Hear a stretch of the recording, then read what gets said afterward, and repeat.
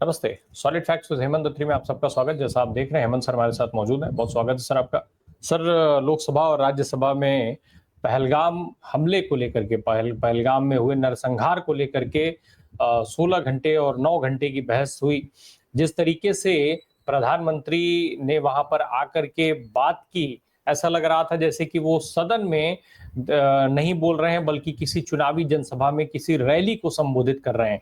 वहीं राहुल गांधी, प्रियंका गांधी सहित पूरा विपक्ष जो था वो बिल्कुल पॉइंटेड सवाल पर अड़े हुए थे।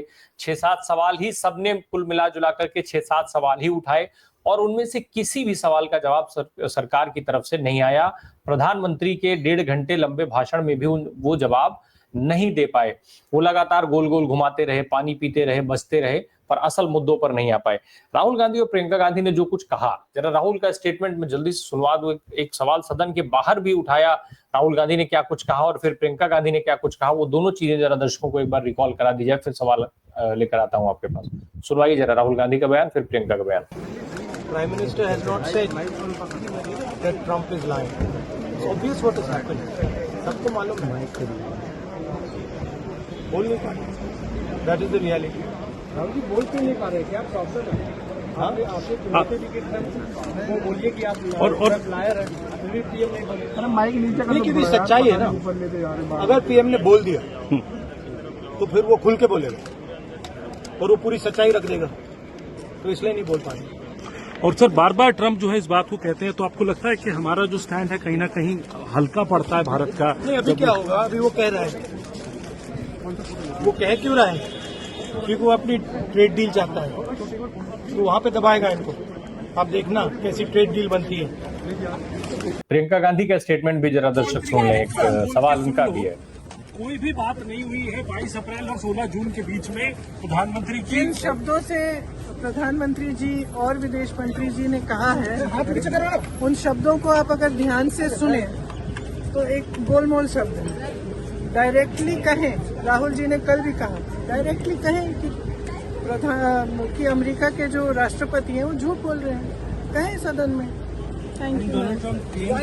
हेमंत सर, प्रियंका गांधी कह रही हैं कि राहुल गांधी बार बार चैलेंज कर रहे हैं, लेकिन मोदी जी बोल नहीं रहे हैं। उनको सीधे कहना चाहिए कि अमेरिकी राष्ट्रपति डोनाल्ड ट्रंप झूठ बोल रहे हैं। वही राहुल गांधी कह रहे हैं कि अगर मोदी जी ने ट्रंप का नाम भी ले लिया तो ट्रंप सारे राज खोल देंगे।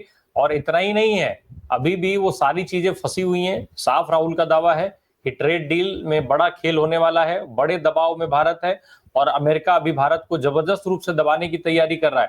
यानी ये ब्लैकमेलिंग का खेल चल रहा है सीधे तौर पर, और देश इसमें ब्लैकमेल हो रहा है। राम प्रकाश जी नमस्कार, आपको सारे दर्शक साथियों को भी। देखिए, कल जब ट्रंप इंग्लैंड से लौट रहे थे वापस व्हाइट हाउस, तो उन्होंने जो रात को बात की एयरफोर्स 1 के अंदर, उन्होंने 2 टूक शब्दों में जो भाषा का प्रयोग किया, वो वीडियो मैंने भेजा है, दर्शकों को दिखवा दीजिएगा।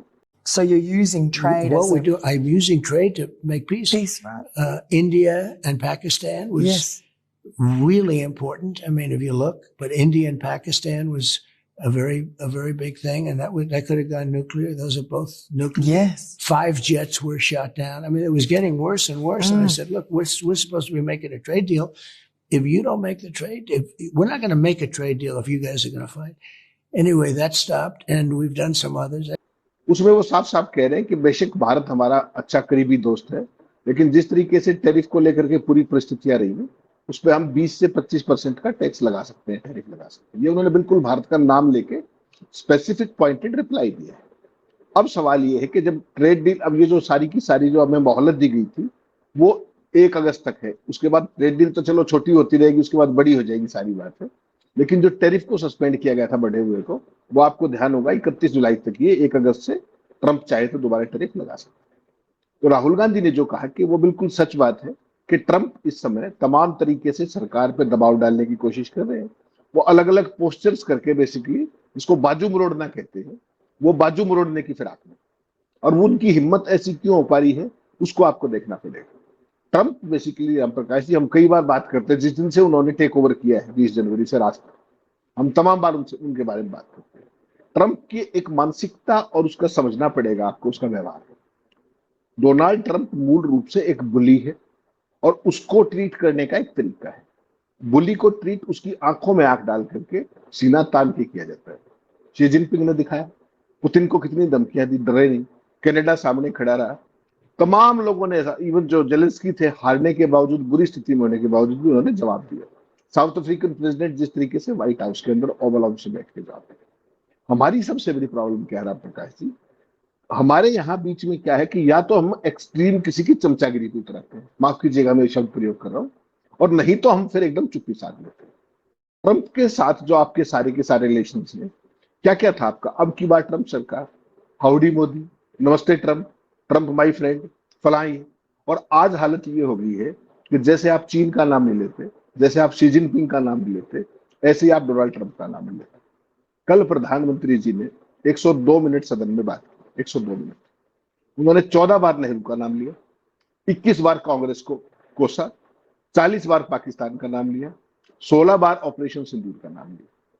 उन्होंने कहीं ट्रंप का नाम लिया, कहीं अमेरिका का नाम लिया, कहीं चीन का नाम लिया। ये सारी चीजें क्या थी? स्पेसिफिक सवाल क्या थे? मोदी जी ने जेडी किसी वेंस एक का सवाल, जिक्र तो किया था प्रधानमंत्री ने सर, जेडी वेंस का जिक्र किया था। जेडी वेंस का तो रेफरेंस इसलिए आया ना कि जब ये बात फंस के आ गई, तब पहले उसका जिक्र पहले जयशंकर कर चुके, वाइस प्रेसिडेंट का फोन आया। तो बेसिकली यहाँ सवाल ट्रंप का हो रहा है कि ट्रंप आर्म ट्विस्टिंग कर रहे हैं, उसको लेकर के कोई शब्द सरकार की तरफ से निकल रहा है। और जो, अगर आपको ध्यान हो, शनिवार को जो हमने इस पूरे जो बहस हो रही है दोनों सदनों के अंदर, उसमें जो हमने कर्टन रेजर किया था, उसमें मैंने आपको 2 टूक एक बात कही थी कि ये सत्र मोदी सरकार की पूरे 11 साल का जो कुल जमा अर्जित है, उसके लिए एक बहुत बड़ी चुनौती होने वाला है। और आपने 2 दिन की जो लोकसभा के अंदर और अब राज्यसभा के अंदर कल से जिस तरीके की बहस चल रही है, एक चीज आपने बिल्कुल साफ देख ली होगी कि मोदी सरकार की जितने भी 11 साल की फॉल्ट लाइन थी, वो बहुत बुरे तरीके से एक्सपोज हो गई, बहुत ही बुरे तरीके से एक्सपोज हो गई। और हालत यह है कि देश ने मोदी साहब का जो एक पूरा का पूरा जो इमेज बिल्ड की गई थी ना, उसकी जो सीमाएं हैं 56 इंची की, विश्व गुरु की, तमाम जितनी भी सीमाएं हैं मोदी जी की, वो एक एक करके पूरे देश के सामने बिल्कुल खुल करके सामने आ रही है। यहां से मोदी जी की चुनौतियां और बढ़ेंगी। क्यों? जिस तरीके से कल सारी दुनिया ने देखा, सारे देश ने टेलीविजन पे देखा लाइव, कि अब जो बेसिकली मोदी जी, विपक्ष और खासतौर पे राहुल गांधी और प्रियंका गांधी ने जिस तरीके से फोकस्ड, प्रेसाइज और डायरेक्ट अटैक किया, और सीधे सवालों के साथ, वन लाइनर्स के साथ, और मोदी उनमें से एक भी सवाल का जवाब नहीं दे पाए, एक को भी एड्रेस नहीं कर पाए। पहलगांव से लेकर के रिपीट करने की जरूरत नहीं, जितने भी सेना ने सवाल किए थे, जितने राहुल गांधी ने सवाल किए थे, जितना एक लाइन ही तो कहनी थी कि ट्रंप से आज तक ट्रेड डील के बारे में, जो पाकिस्तान का सीज फायर, तो ये बात कहने में क्या समस्या थी? देखिए, राहुल गांधी की डिमांड वो अपोजिशन में हो तो कहेंगे कि आप कहिए ट्रंप झूठा है। मोदी, मुझे पता है कि ये कभी नहीं कहेंगे, पूरे देश को ही पता है, लेकिन ये तो कह ही सकते थे कि ट्रंप से ट्रेड डील को लेकर मेरी कोई बातचीत नहीं हुई, जो सीज फायर की बात हुई। सारे देश को ये भी पता है राम प्रकाश जी। देखिए, कोई कंफ्यूजन मत रखिए, मेरा काम, आपका काम कंफ्यूजन फैलाना नहीं। जब भी मोदी जी के ब्याह पे हमारा कोई भी देश का मंत्री, ब्यूरोक्रेट कोई भी जाएगा, किसका नाम होगा? नेचुरली मोदी सरकार का नाम होगा, मोदी जी का नाम होगा। वहां पर चाहे जेडी वेंस बात करें, चाहे वहां के एनएसए बात करें, चाहे मार्को रूबियो बात करे, चाहे कोई भी बात करे, वो किसका आदमी? ट्रंप की टीम है ना। तो इसलिए ट्रंप बार बार ये बात कह रहे हैं कि 30 बार वो कह चुके हैं अब तक कि मैंने सीज फायर कराया, मैंने ये कराया। आपको ये कहने में क्या परेशानी है? अब मोदी जी ने कल टेक्टिकल एरर फिर क्या किया? उन्होंने ये नहीं कहा कि सीज फायर, उन्होंने कहा कि किसी ने हमें ऑपरेशन करने से नहीं रोका। आप स्पेसिफिकली सीज फायर का जवाब दीजिए ना, ऑपरेशन करने से तो कौन रोके? आप मेरे ऊपर कब हमला करेंगे ये कोई कैसे जान सकता है? सवाल तो उसके बाद रुकने का है ना। तो सीज फायर का मोदी जी ने शब्द प्रयोग नहीं किया। तो बेसिकली कहीं ना कहीं अपने जो राम प्रकाश जी, हुआ क्या है पूरे इस कल के जो पूरे डिस्कशन था, उसमें एक लाइन बड़ी साफ होगी कि मोदी जी ट्रंप का नाम लेने से डरते हैं। और इस सारे घटनाक्रम में जो पूरा व्यवहार, जिस तरीके से राजनाथ की सारी फाइट लाइन्स उधेड़ के रख दी राहुल गांधी ने, जिस तरीके से प्रियंका बोली, जिस तरीके से अखिलेश बोले, तमाम नेता बोले, उससे एक बात होगी कि विपक्ष का डर निकल गया है और मोदी सरकार पहले से ज्यादा वल्नरेबल हो गई। जो कल आपने मोदी जी का भाषण सुना, वो मोदी जी नेचुरल बेस्ट में नहीं थे, अपने माफ कीजिए। कल जो मोदी जी का भाषण था वो पूरे तरीके से थका हुआ भाषण था, ना वो नेचुरल सेल्फ पे थे। एक तरीके से अगर आप सही मायने में आप कहेंगे तो कहीं ना कहीं ये लगा कि मोदी जी हाफ रहे हैं, थके हुए हैं, सवालों के उनके पास कोई जवाब नहीं है, और एक खास तरह की स्क्रिप्ट वो केवल पढ़ रहे हैं, वो किसी सवाल का जवाब नहीं दे रहे थे। और जिस तरीके से ऑपरेशन महादेव, जिसमें 3 आतंकवादी मारे गए, जो पहलगांव के जो कथित तौर पर जो दोषी थे, उसकी डिटेलिंग अमित शाह को करने दी गई। इससे मुझे लगता है कहीं ना कहीं कि मोदी जी अब शायद रिटायरमेंट की तरफ ना जा रहे हैं, और वो जो ये बैटन है सत्ता का, वो कहीं अमित शाह को देने की फिराक में। नहीं तो यही काम राजनाथ भी कर सकते थे। ऑपरेशन सेना का था, पैरामिलिट्री का नहीं था। ऑपरेशन सेना का था, राजनाथ भी स्पेशल मेंशन कर सकते थे, दोबारा इंटरवीन कर सकते थे, जयशंकर भी कर सकते थे। क्यों अमित शाह ने किया? इसका मतलब बड़ा साफ है कि मोदी जी की क्लैरिटी साफ है कि कहीं ना कहीं वो अमित शाह को आगे लाने की कोशिश कर रहे हैं। इसके बहुत गंभीर मायने हैं। मोदी जी का जो कल का भाषण था वो कंप्लीटली आउट ऑफ ट्रैक था। 102 मिनट में एक भी सवाल का जवाब ना दे पाना, कहीं कोई जिम्मेदारी ना ले पाना, 61 साल पहले इस दुनिया को छोड़ चुके नेहरू को बार बार टारगेट करना, कहीं ना कहीं तमाम सीमाओं को दर्शाता है। और जो आपने कहा कि मोदी जी ने सवालों के जवाब नहीं दिए, ये बात तो आप शनिवार से लेकर के अब तक 3 बार तो मैं और आप कर चुके कि मोदी जी कभी भी सवालों के जवाब क्यों नहीं देते। वो विपक्ष के लिए नहीं बोलते, वो मीडिया के लिए नहीं बोलते, वो संसद के लिए नहीं बोलते, वो अपने भक्तों के लिए बोलते, वो अपने आईटी सेल के लिए बोलते, वो अपने इकोसिस्टम के लिए बोलते हैं, अपने पोमेरियंस के लिए बोलते हैं। और वो सिलेबस जो उनको दिया जाता है वो सारे लहलौट हो जाते हैं। लेकिन कल के बाद आपने देखा होगा कि भगत मंडली बहुत बुरे तरीके से निराश है। जिस तरीके से मोदी जी बार बार पानी पीते हुए दिखाई दिए, जिस तरीके से विपक्ष उनको घेर रहा था, कहीं ना कहीं मोदी साहब की वो जो 56 इंची विश्व गुरु डंका, वो सारी फॉल्ट लाइन्स बहुत बुरे तरीके से एक्सपोज हो गए राम प्रकाश जी इस पूरी बहस के दौरान। क्यों? क्योंकि देखिए मोदी जी आरएसएस बीजेपी पिछले 100 साल से आरएसएस के नाम पर ये क्या कर रहे हैं? राष्ट्रवाद, यही सब तो कर रहे थे। और वो राष्ट्रवाद पहलगाम से एक्सपोज होना शुरू हुआ और सीज फायर पाके टिका। और अब जाके आज राहुल गांधी ने जिस तरीके से जो आपने बाइट दिखाई, ये आज की बाइट है पार्लियामेंट। और उसके बाद प्रियंका गांधी ने जिस तरीके से कहा कि आप नाम लीजिए कब। और जिस समय प्रधानमंत्री ने ये कहा, कल शाम को आपको ध्यान होगा, प्रधानमंत्री जी ने कहा कि दुनिया के किसी नेता ने हमें कार्रवाई करने से नहीं रोका। और उसके आधा घंटे बाद ट्रंप का फिर वीडियो आ गया कि मैंने डील कराई, मैंने सीज फायर कराया, ट्रेड के नाम पर कराया और 20 से 25% बढ़ा हुआ। तो आदमी ब्लैकमेलिंग पे उतरा हुआ है। और उसका देखिए एक लाइन का जवाब है, शी जिनपिंग ने उस आदमी का यह हाल किया कि उसको एक तरफा ट्रेड वॉर की घोषणा करनी पड़ी, सब कुछ रोक दिया उसको। तो क्या मोदी जी में वो हिम्मत है जो एक बार देखिए कहना पड़ेगा। आप व्हाइट हाउस में सुन के आगे मोदी जी के सामने 12-13 फरवरी को क्या कहा, सब सारी दुनिया ने देखा क्या कि भारत टैरिफ को सबसे ज्यादा टेररिज्म करता है। और मैंने मोदी जी को बता दिया था मैं कुछ नहीं सुनने वाला। पर ब्रिक्स के बारे में जो कुछ कहा, तो हमारी फॉल्ट लाइन्स वहां भी एक्सपोज हो चुकी है। प्लस जो अडानी का मामला है, जिस तरीके से अमेरिकन कोर्ट के संबंध है, तो एक के बाद एक चीजें जुड़ती जा रही और हम उसका जवाब नहीं दे पा रहे। इतना कमजोर भारत कभी नहीं था अंतर्राष्ट्रीय फलक पर, और विपक्ष ने कहीं ना कहीं बीजेपी की इस फॉल्ट लाइन को पकड़ लिया। आने वाले दिनों में तमाम मसलों पर मोदी जी की चुनौतियां बहुत जबरदस्त तरीके से with in the country and outside the country. आपको पता है अमेरिका, ट्रंप का आपने देख लिया रात को कहा 20 से 25% लगा सकते हो। उधर से यूरोपीय यूनियन सारा अपना खेल कर रही है।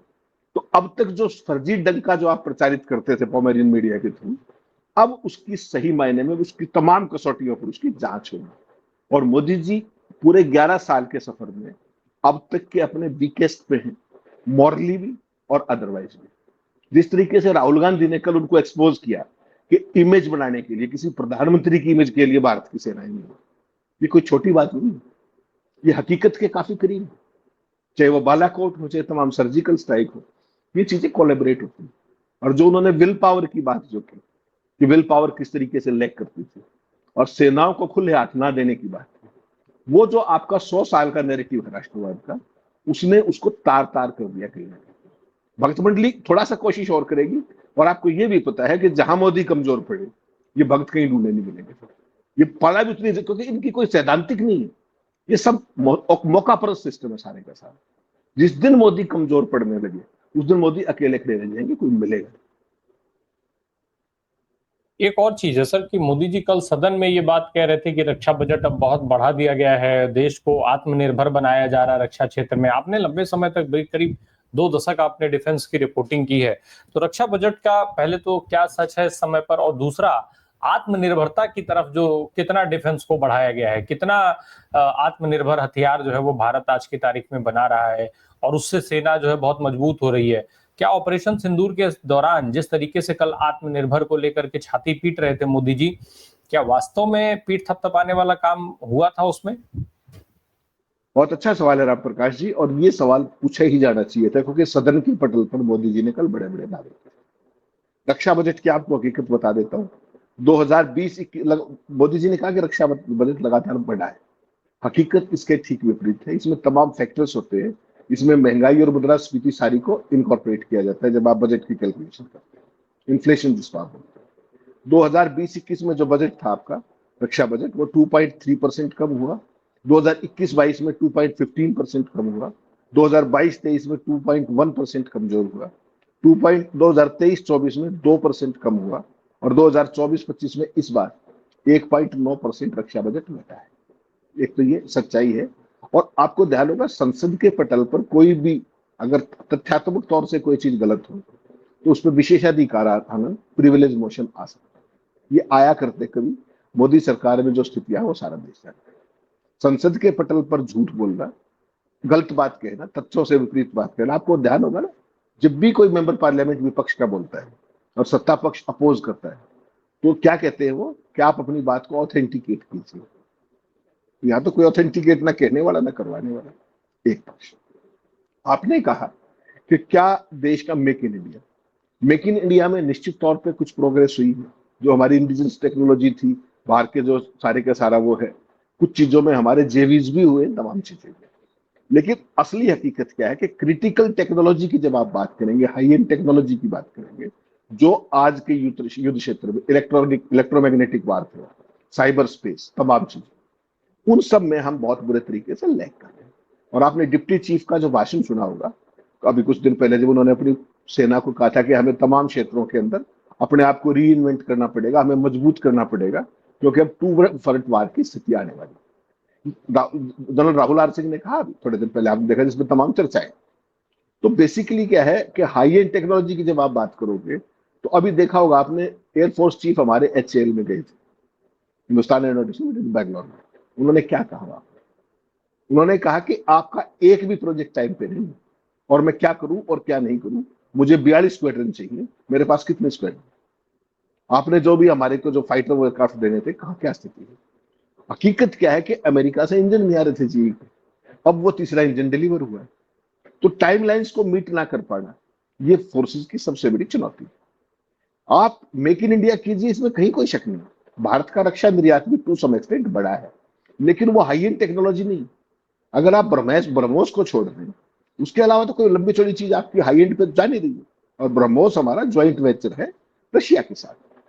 तो ये चीज हमें समझनी पड़ेगी कि हमारी रिक्वायरमेंट क्या है उनके लिए। अब जैसे 5th जनरेशन एयरक्राफ्ट की बात, चाइना ने पाकिस्तान को 5th ऑलरेडी दे दिया, चाइना ने लगभग 6th की तरफ बढ़ गए हैं। हमारे पास 4th भी नहीं है अपना। जो आपने खरीदे थे ये 4.5 है राफेल का। इस युद्ध में क्या हुआ, सारे देश ने देख लिया, सरकार चुप रहेगी। तो आपको देखना ये पड़ेगा कि जो क्रिटिकल गैप्स है हाई एंड टेक्नोलॉजी के, उसमें आत्मनिर्भरता ओवरनाइट नहीं आती। It's a process. आप रिसर्च करेंगे, फिर डेवलपमेंट पे आएगा, तमाम चीजों की जरूरत पड़ेगी। तो मेक इन इंडिया कहने में बहुत सुंदर लगता है, लेकिन उसकी क्रिटिकलिटीज बहुत है, उसके अंदर तमाम तरह के सवाल होते हैं।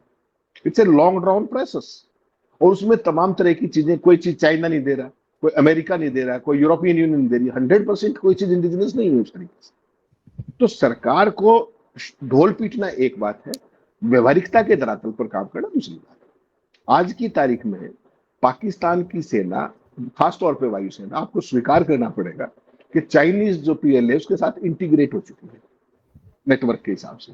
और वही चीज आपने देखा होगा जब सिंदूर ऑपरेशन के दौरान जब ब्रीफिंग चली थी, क्या कहा कि जब पाकिस्तान के DGMO बात कर रहे थे हमारे, तो उन्होंने क्या कहा कि आपके तमाम लॉन्ग रेंज वेक्टर्स वहां पे लाइव लोकेशन बता रहे। तो ये कोई छोटी चीज नहीं है। और लड़ाई केवल जो आप ट्रेडिशनल देखते आए हैं, ये वो लड़ाई अब नहीं रही।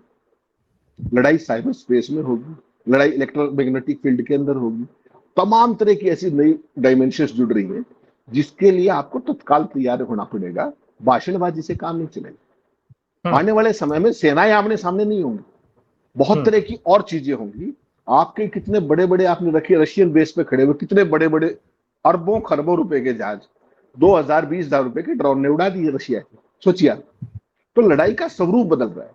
तो आपको उस हिसाब से अपनी तैयारियां करनी पड़ेगी राम प्रकाश जी, और उसमें कहीं ना कहीं हम लैग कर रहे हैं। और ये मैं और राम प्रकाश राय नहीं कह रहे, ये हमारे एयरफोर्स चीफ ने HAL में खड़ा होकर के कहा, नंबर 1।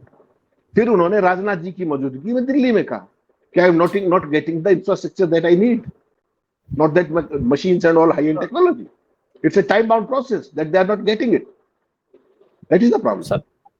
सर एक और सवाल महत्वपूर्ण है, जैसा आपने अभी चीन के लिए कहा और लगातार बात हो ही रही है कि भाई चीन ने सारे जो है वो इनपुट दिए पाकिस्तान को। सर पाकिस्तान की सेना और आतंकियों की फौज में कोई अंतर नहीं है, वो दोनों एक है, जिसको कल सदन में नहीं बोला गया सरकार की तरफ से। दूसरी चीज, क्योंकि वो बार बार ये दिखा रहे थे हम आतंकी ठिकानों पर निशाना बनाएंगे, मिलिट्री बेसिस पे नहीं, तो वहां मिलिट्री और आतंकवादियों में अंतर कहाँ है भाई? जो सेना है वही आतंकी है, जो आतंकी है वही सेना है, स्थिति वही है, तो फिर आप डिफरेंशिएट कैसे कर रहे थे? दूसरा, राहुल गांधी बड़ा जोर दे रहे थे इस बार पर, और उन्होंने पहले भी ये कोट किया है कि चीन और पाकिस्तान को अलग अलग रखना चाहिए था, एक नहीं होने देना चाहिए था। ये भारत की एक बड़ी हार पहले ही हो चुकी थी। तो आज जिस तरीके से पाकिस्तान आतंकवाद को आतंक का एक पर्याय है, चीन अब उसको अगर उसके साथ खड़ा है, तो इसका मतलब आतंक को बढ़ाने वाला देश चीन भी है। चीन भी आतंकवाद को ऐसे ही बढ़ा रहा है जैसे पाकिस्तान बढ़ा रहा है। दूसरा, जो हम रक्षा बजट और आत्मनिर्भर और ये सारी चीजें बात कर रहे हैं, तो अभी भी ऐसे तमाम स्पेयर पार्ट्स हैं जो हम चीन से ही ले रहे हैं। तो अगर हमें चीन या तो वो देगा नहीं, और देगा तो इतनी घटिया क्वालिटी के देगा कि जो समय आने पर हमारे काम नहीं आएंगे।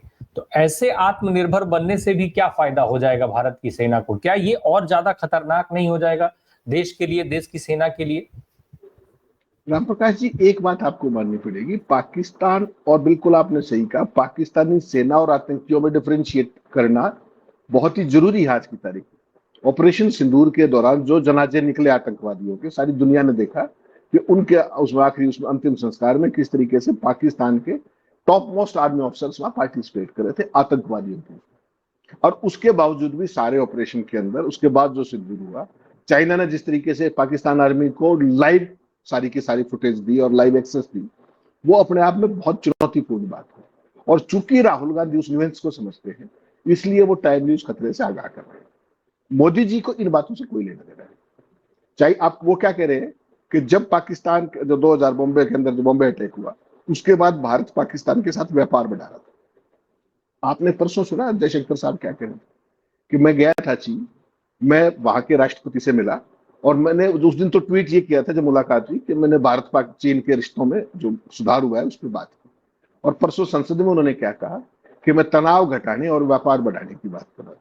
जयशंकर ने फ्लोर ऑफ द हाउस में ये बात कही अपने भाषण में। जो काम कांग्रेस करती थी वो गलत था, जो मोदी, इतना सब होने के बाद भी जो मोदी की सरकार कर रही है वो ठीक है। और बाकायदा वो रिपोर्ट हुआ है अखबारों के अंदर, आप कहेंगे तो मैं भेज भी दूंगा कि भारत किस तरीके से ना केवल चीन के करीब जाना चाह रहा है बल्कि व्यापार को बढ़ाना चाह रहा है। हमारा ऑलरेडी $100 बिलियन का वो व्यापार घाटा चाइना के साथ ऑलरेडी, हम केवल 13-14 बिलियन दे पा रहे निर्यात में और 114-15 खरीद रहे हैं। ये तो आपकी ऑलरेडी हालत है। फिर आपने कहा कि क्रिटिकल टेक्नोलॉजी, चाइना ने पहले ही खेल करना शुरू कर दिया। अगर आपको ध्यान हो, चाइना पिछले कुछ समय से जो हमें जितना भी ये था अपने जो क्या नाम है क्रिटिकल मेटल्स और ये सारी चीजें जो मैग्नेट्स और सबके लिए वो मना कर चुके, नहीं दे रहे हैं। ऐसे ही सेमीकंडक्टर्स का वो, उसके बाद जो आपके ये स्पेशलाइज्ड मिनरल्स, खाद बोलते हैं आप जिनको अलग अलग उसके, वो नहीं दे रहे हैं। प्लस हैवी मशीनरी जो ड्रिलिंग, ये क्या बोलते हैं आपको, cranes and all that stuff, वो भी नहीं दे रहे हैं। तो वो बेच क्या रहे हैं? वो बेच रहे हैं अपना सरप्लस, जो कूड़ा उनका कहीं नहीं बिक रहा है वो भारत के अंदर डंप कर रहे हैं। और हमारे यहाँ वो बेच रहे हैं जो उनको बेचना है, जैसे रेयर अर्थ मटेरियल है, उससे जुड़ी हुई सारी चीजें उन्होंने हमने देनी बंद कर दिया उन्होंने। और सरकार बेचैन है, सरकार के पास कोई रास्ता नहीं, चीन का नाम लेने से वैसे बचते हैं। तो वैसी सूरत में इसीलिए मैंने आपको कहा कि सारे विपक्ष ने इनकी कमजोर नसें पकड़ ली, और आने वाले समय में जो मोदी जी की पूरी इमेज आपने 11 साल से एक बहुत बड़े विज्ञापन, मार्केटिंग और तमाम चीजों को, पोमेरियन मीडिया, उन सबको मिलाकर के जो आपने एक ढांचा खड़ा किया था, वो अब ध्वस्त होने की दिशा में चल पड़ा है। क्योंकि जितने भी सवाल हैं वो आने वाले समय में और ज्यादा विकराल रूप होते जाएंगे, और मोदी जी किसी का जवाब नहीं दे पाते। और फॉरेन के अंदर जाके जिस तरीके के आपने तो म्यूट वीडियो चलाने शुरू कर दी आपकी एजेंसी में, लेकिन फॉरेन मीडिया से वो सारे विद साउंड और सब कुछ, वो ठाकाल मैसी और वो गले के अंदर जो भी जफ्फी और सब, वो सारी चीजें आने लगी। तो जिस चीज को आप 11 साल से बचा के रख रहे थे, वो फॉल्ट लाइन रामप्रकाश जी एक्सपोज हुई, मोदी जी की सीमाएं एक्सपोज हुई। उनका जो अंग्रेजी के प्रति जो हाथ तंग है और जो वो रिस्पॉन्ड नहीं कर पाते, जब आप समझेंगे तो रिस्पॉन्ड क्या करें। और खासतौर पे जो ये स्टॉर्मर वाला जो वीडियो आया, इसने मोदी जी की इमेज को बहुत डेंट किया है। जिस तरीके से वो चलने की कोशिश कर रही है, उनका हाथ ढूंढ रहे हैं, हाथ पकड़ रहे हैं, गले मिल रहे हैं। और वैसी चीज आपको ध्यान होगा G8 के दौरान अभी फ्रांस के अंदर जो कुछ हुआ, वो चीजें अपने आप में मोदी जी की जो बड़ी टेक्टफुली केयरफुली जो क्राफ्ट की थी आपने इमेज, वो बहुत सीवियर डेंटिंग की तरफ बढ़ गई है। और रही सही कसर कल राहुल गांधी ने वहां पूरी कर दी कि सेनाएं किसी की इमेज बचाने का माध्यम नहीं है।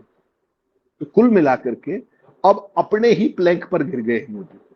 तमाम जो उनके राष्ट्रवाद, जो बड़बोलापन, डंका, विश्व के अंदर फला, क्या होता था रामप्रकाश जी, उस खेल को समझिए। भारत की जो अपनी समस्याएं थी, जब भी कोई सवाल उठता था तो क्या भगत क्या कहते थे, डंका बज रहा है दुनिया का, दुनिया में डंका बज रहा है।